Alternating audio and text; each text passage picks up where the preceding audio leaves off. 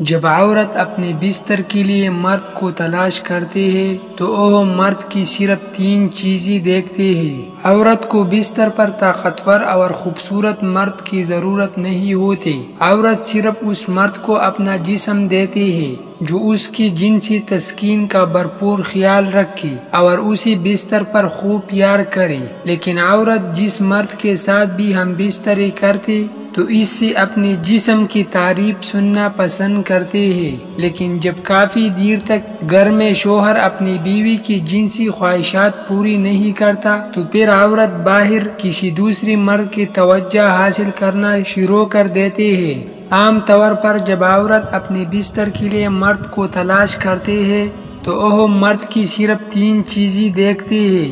Number 1، مرد کی دولت۔ عورت جب مرد کو اپنے بستر کے لیے تلاش کرتے ہیں تو وہ سب سے پہلے مرد کی دولت دیکھتے ہیں۔ اگر کوئی مرد دولت مند ہے، اس کے پاس اچھی نوکری، اچھی گاڑی اور اچھا لباس ہے تو پھر عورت بہت جلد اس مرد سے امپریس ہو جاتے ہیں اور بہت آسانی سے اس مرد کو اپنے بستر تک لے آتے ہیں، کیونکہ عورت دولت کی پجاری ہوتی ہے، پیسوں کی خاطر کچھ بھی کرتے ہیں، یہاں تک کہ کسی غیر مرد کو اپنے بستر تک لا کر اس کا بستر بھی گرم کر دیتی ہے۔ نمبر 2، مرد کی جسامت دیکھنا۔